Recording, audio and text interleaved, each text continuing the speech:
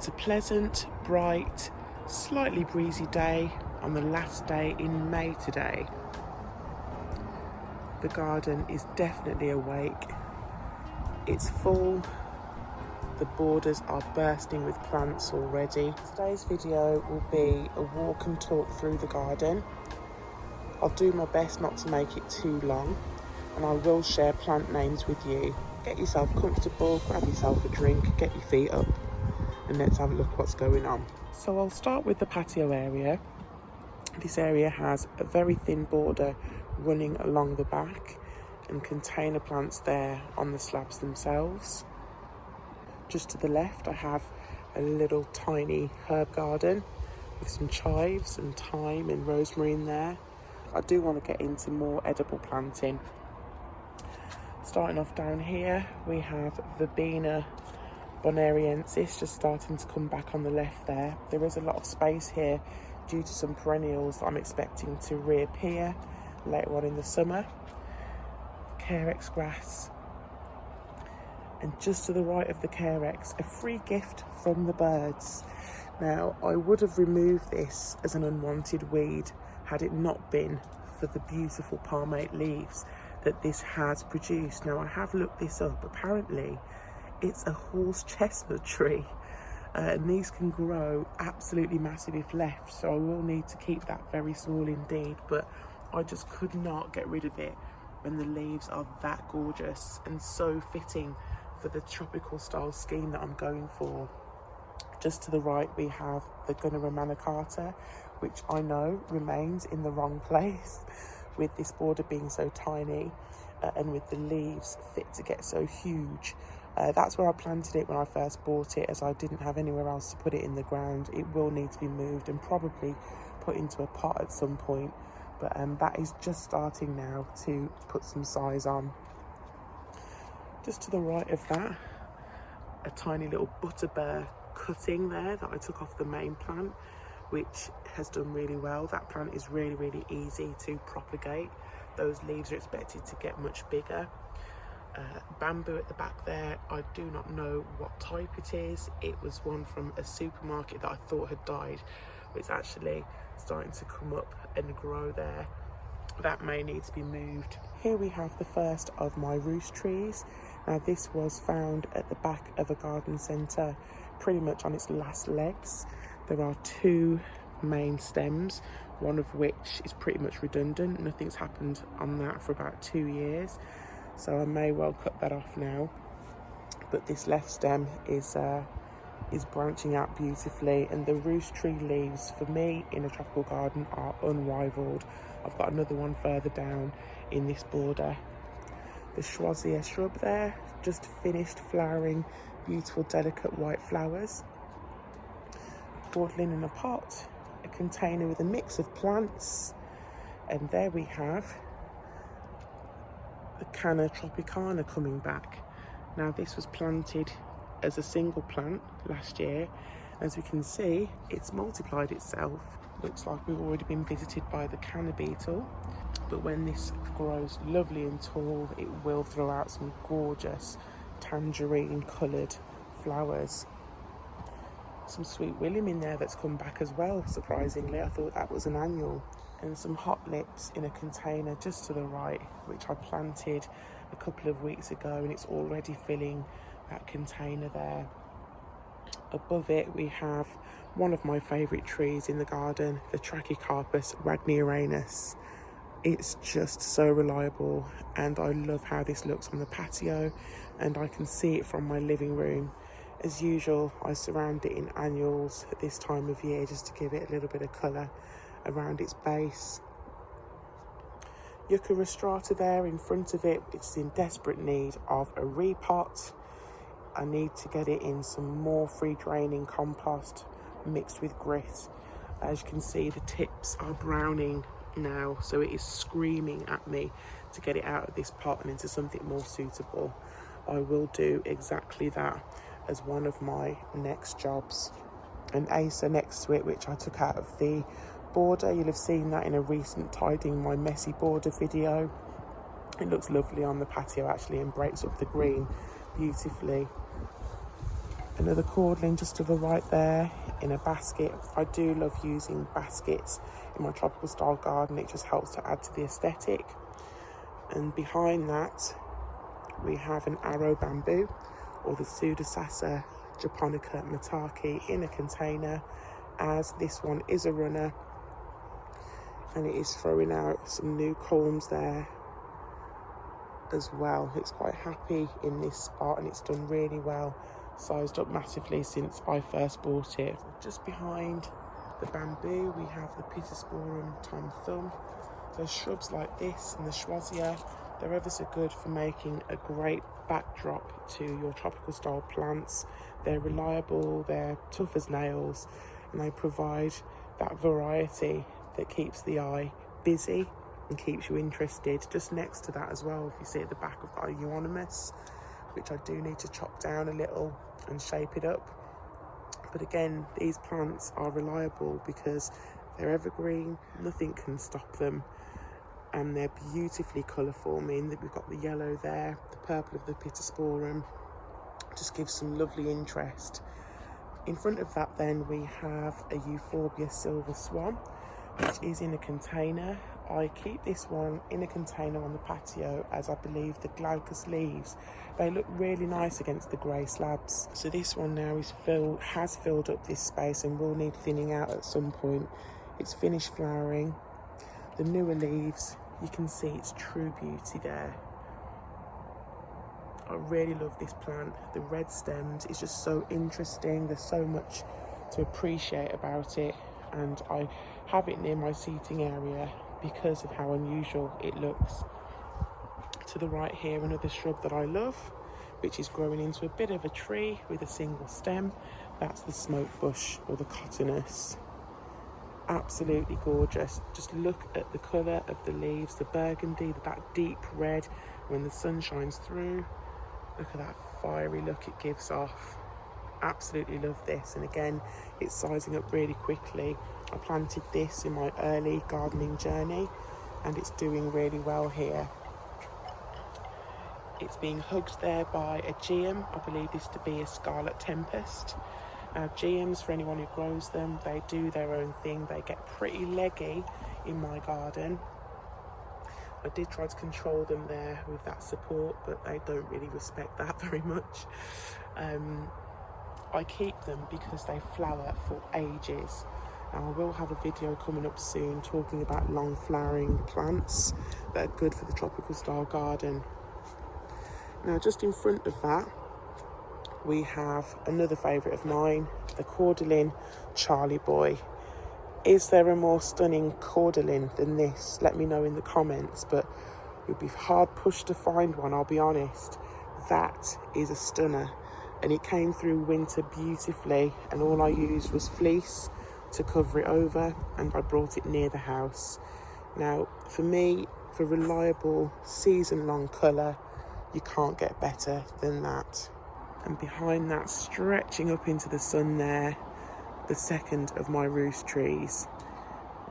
If I just come underneath it, you can just see as the sun glints through there the beauty of the roost tree leaves. In autumn they go yellow, orange and red, and it really is a showstopper. I'm loving the canopy that this is going to be giving me over my seating area.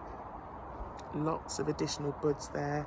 I'm expecting some real growth on that as summer approaches. As we pan to the right here, we have a fuchsia, which is now taller than me, and this has a special place in my heart. I bought this right at the beginning of my gardening journey as a small potted plant, and now it's just so big and so rambling, and I'm loath to chop it down because I love the colour that it gives this area. When it's in full flower, we have those beautiful cerise and purple bells surrounding the plants in this area. It runs and does its own thing, and I leave it to. I thoroughly love it. We have in front of it this Fatsia. Now this Fatsia is actually growing from a container there, and it's done very well in here. These plants seem to be indestructible. And what I like is that the Fatsia will tell you about where it's planted by the colour of its leaves. And the size of its leaves as well. So this is a Fatsia for me, which is one of the lighter and smaller than the other Fatsia I have in the garden. And I believe that's because this one gets more sun and because it's growing in a container.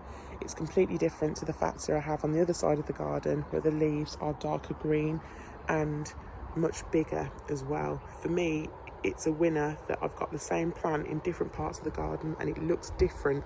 So yeah, just a tip: if you want smaller and lighter leaves, put it more towards the sun and in a container, and that's what you'll get.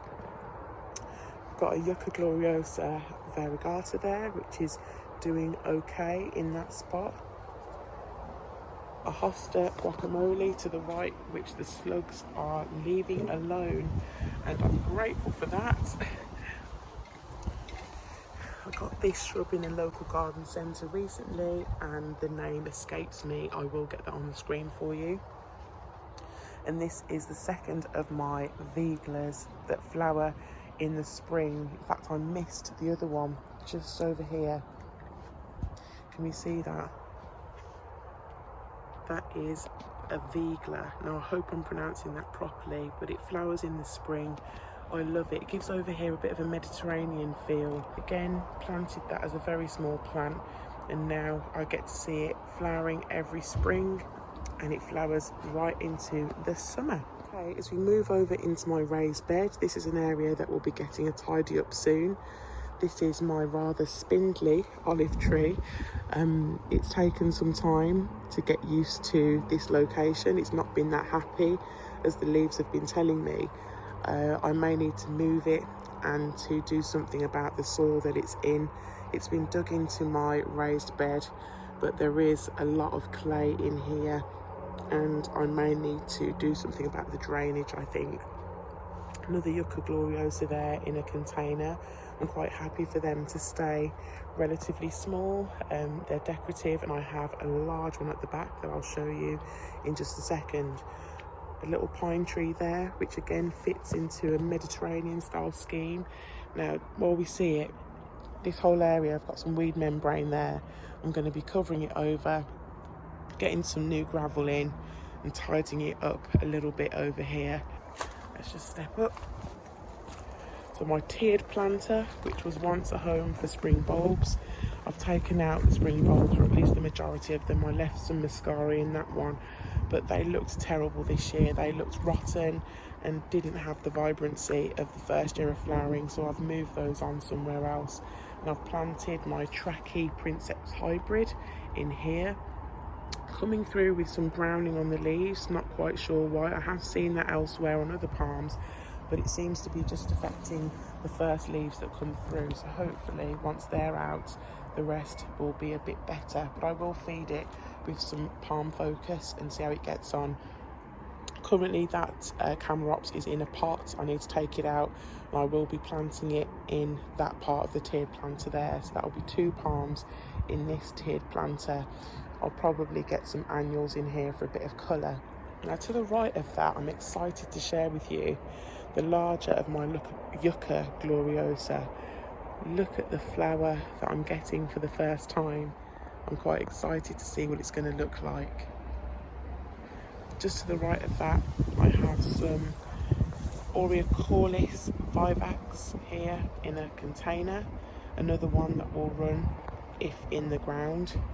I moved it here from elsewhere in the garden, and I do have some yellowing on the leaves now, so again it may just be sulking at the new location. However, I can see some new culms popping through, so let's see how that gets on. It really is a mess over here, folks, but this is a warts and all video. So the vivax here, we have a Forsythia, which has just finished flowering yellow now. There is a Pieris in there as well to the left, which is completely smothered and will need to be moved if I want to get it going again. Next to that, we have a Trachycarpus fortunei, which is doing well here in this spot. Do you know, I really love it when the leaves bend over like this after it's been hit by the wind. I just think it looks just so natural, so beautiful. It's doing well in this spot. Some new leaves pushing out in the middle. Another reliable palm for the UK tropical garden. Burning bush there.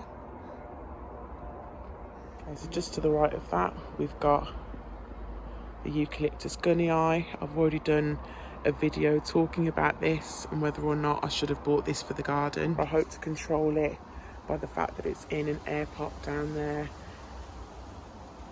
Let's see how we get on. A free tree.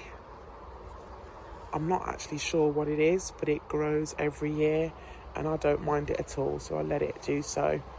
Another Fatsia. Can you see the difference between this one and the other one already? I mean, look how beautiful that is. I bought this as an indoor Fatsia as well, but they grow perfectly fine outside. Loving that green and the glossiness of those leaves. Ugh, beautiful. Red robin. The Photinia. Great for screening, grows really quickly. And in actual fact, these were just 2 small plants in a pot. I think I can show you a picture on the screen of how big they were when I bought them. And this is year 3. They've just taken no time to scramble up there.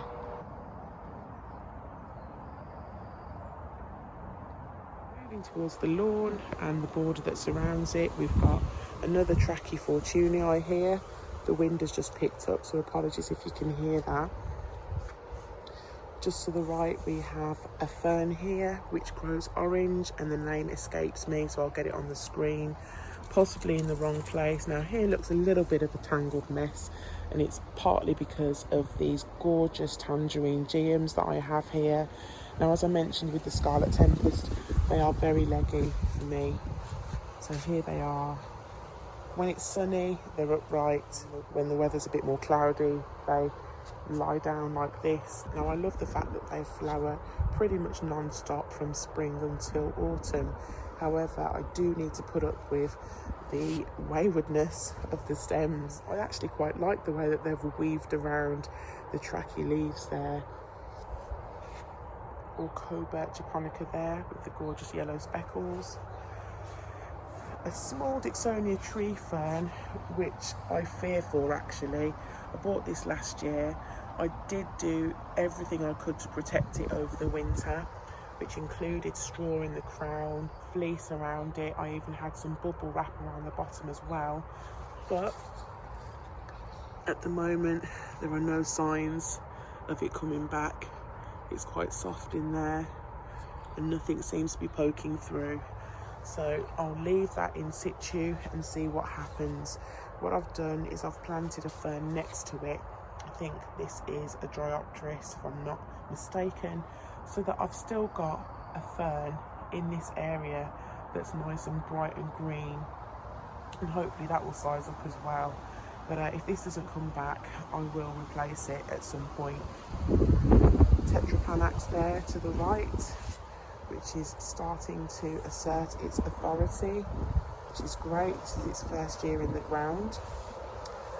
I can't remember the name of this plant, but it's here because I saw it in my mum's garden and loved it. It grows really, really tall purple spikes, and I can't wait for those to come out. We can already see them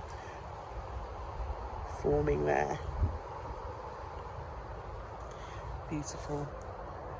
And Morrison's bought Euphorbia. That was a tiny plant again when I first got it. These really do size up and bush out, and I have actually chopped some of this back. More arrow bamboo.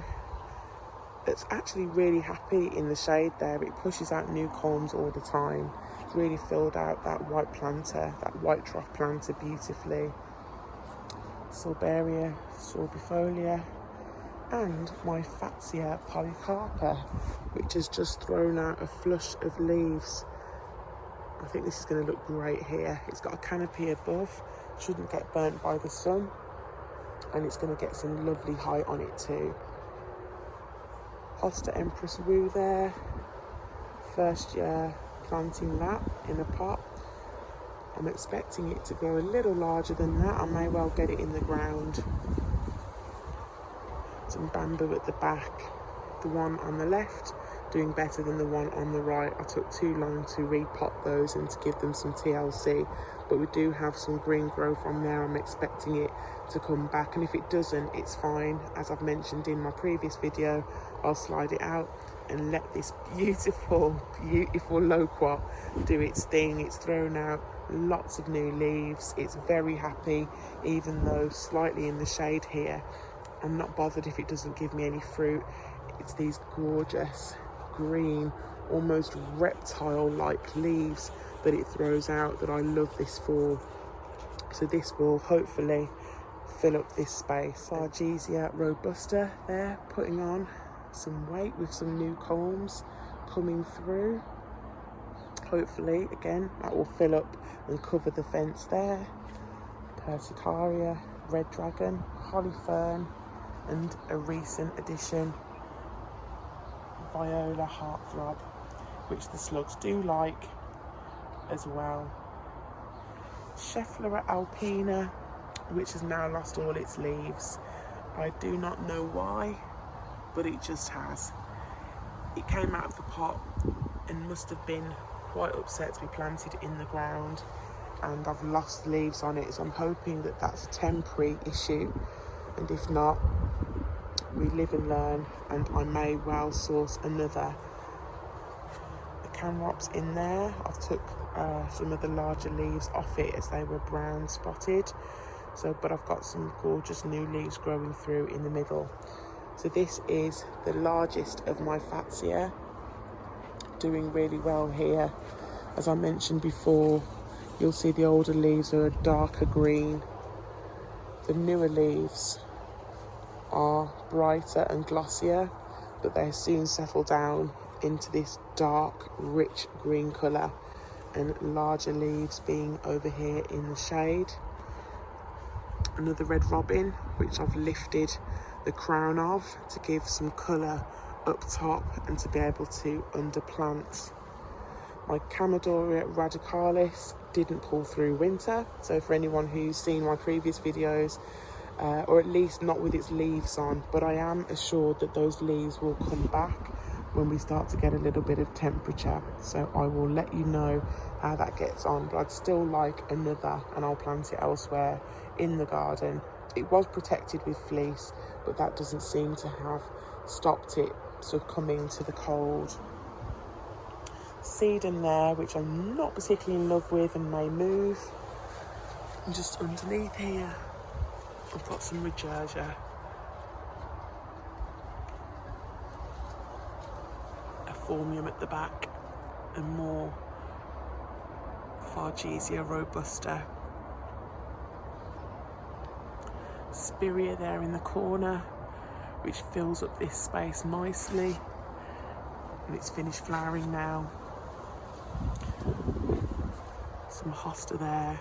I've got another Fatsia underneath the fern leaves. I love this area as it's starting to really jungle out now. We've got a real mixture of foliage all entwined around each other, and if I zoom back again, it's just so interesting, so much to look at. Brunnera there, still flowering, but again with this one, it's the foliage I grow it for. I love the huge silvery heart-shaped leaves that gives out. Here it is, Dicksonia antarctica, my main specimen, and this has grown so well for me.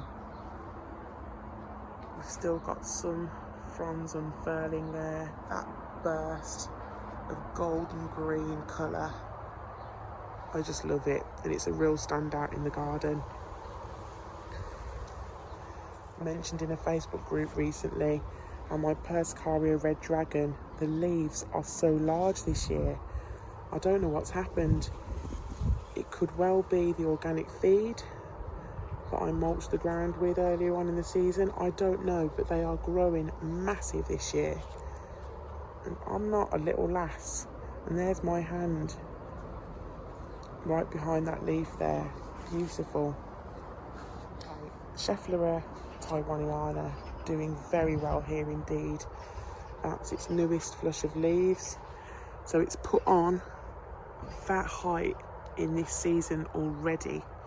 So as we can see, if I step back, You can really see how that's going to create a canopy in no time at all.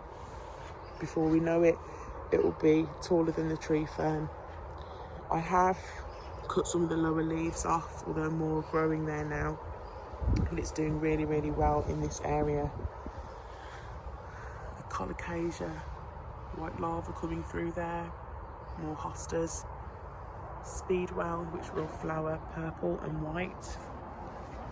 A tetrapanax that's come back there, so we've got a dead stem under there somewhere, and it's been replaced by not one but two tetrapanax plants. So you can see there's two stems there doing well.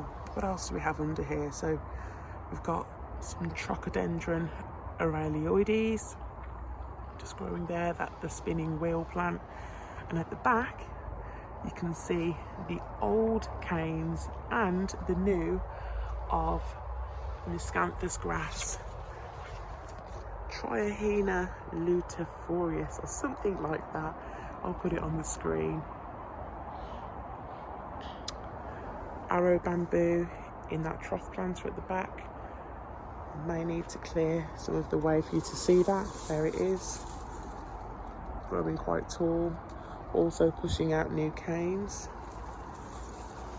We have a cherry tree to the right. Look at the height on that. Now you may be thinking, a cherry tree in a tropical style garden? Absolutely yes. I love the leaves on it, but the pink blossoms, they just take me to another place when they're out. They are so beautiful in the springtime, and I always adore them when I see them out there on the roadside, so why not have one in my own garden? So that's why that's there. And we've got the Clematis armandii that's running around there on the stem, and it's also on a support at the back. So underneath that we have the Rhododendron swillenhensi, one of the largest rhododendrons we can grow here. And look at the architecture of the new growth there. Now I believe that to be the new flush of leaves, because it did exactly the same thing last year when it threw these 6 leaves out. It really does look unusual, doesn't it? Like something otherworldly. But yeah, I really love this plant. It's doing really well, and I wouldn't mind sourcing another for elsewhere in the border. There is another bamboo in there, the Angostissima, with much finer leaves. That again, when it was first placed in that area, it seemed like the right place, and now it really is getting in amongst it with the various growth I've got here. But I'm quite happy with the way that we've got a bit of a jungle feel developing in this area, so I am just letting everything grow and do its thing. Over there we have a Melianthus major as well, which is just coming into growth. The Butea odorata.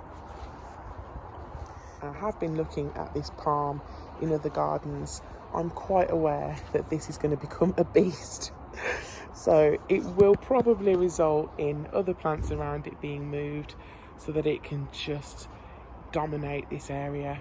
We will see how things get on, but for now it can remain there. Beautiful fern next to it, we have the Schefflera macrophylla, currently still in a container. Very excited to have this. I've already shared this with you in a previous video, so I'm looking forward to that sizing up. I'll keep it in a container so it can be taken indoors. The Mahonia sweet winter there, 2 plants together, which I look forward again to filling up that area under the rhododendron and the bananas.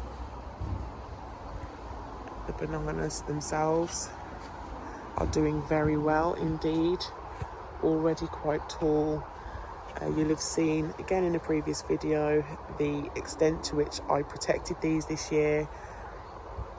Not everyone does, and that's totally fine, but I did that purely because I didn't want to lose the height, and I'm really, really glad that I went to the extremes that I did to protect these, because already summer hasn't hit yet and they are towering above my fence, which is exactly what I wanted. The wind has battered them about a bit, but it just adds to their character. The size of their leaves and the shape of their leaves, they're designed to be able to take some wind damage, and they look great. Euphorbia mellifera in front, It's getting larger and larger. I do chop this back, but it keeps on coming. It's entirely hardy in our region and it just makes for a gorgeous filler plant. If we look down here and see what's coming back, we've got the Ametia zygomeris, some Alstroemeria there, and just next to it is taking off the Decaisnea fargesii, or blue sausage fingers, which I hope, the flowers of which and the fruit of which I hope to see this year. Some climbing hydrangea at the back. And then here we have an Indian bean tree. I really have squashed a lot into this border. And there is lots of variety, which is exactly what I was going for. That's doing well. And eventually I'll also raise the crown of that to take it above the fence. The silver birch here, which I really love for its delicate green leaves. Just that contrast again against all of the large leaves that we have. And the silver bark is coming through nicely now. Next to that, a Fatsia spider's web. Now this year it just seems to be very happy here, as it's given me a real flush of white flowers, which will go green soon and keep that lovely white margin around the edge that the spider's web is so well known for. A small Trachycarpus fortunei there, which didn't do a lot when it was first placed here, but seems to be growing away now. And another waggy in a pot there that will need planting at some point. So behind here I have a rather sorry looking Ensete ventroscosum red Morellii banana. Now this was originally in a pot when I first got it restarted, and it just wasn't happy in there, and it was attacked by aphids. But I've moved it to this part of the garden now in the ground, and we do have new growth coming, so I'm hoping that this will be restored to its former glory soon enough. Now this area is all going to be changed. We've got viburnum in there, raspberry in there, hydrangea in there, not giving me happy vibes, so this is going to be changed completely with some tropical style planting. We have a baby Vacrea longeva in there as well. We also have next to it a little baby Tetrapanax starting to come through. Next to it we have the Buddleia. Now this is staying because I absolutely love the gorgeous pink flowers that we get on this. So that will stay, but this area is going to be changed eventually. There is some Crocosmia behind there as well. That is quite faithful in coming through year on year. So that's it, and that's how the garden's getting on at the end of spring. I've not yet put my tender plants in, and I will also be adding some more annuals, but I'm pleased with how it's looking. Lots and lots of new growth, and it really is filling out beautifully now. We're really getting the height, which is exactly what I wanted. I wanted the garden to enclose us, and that is what's happening. That's it for this one. I'll see you next time.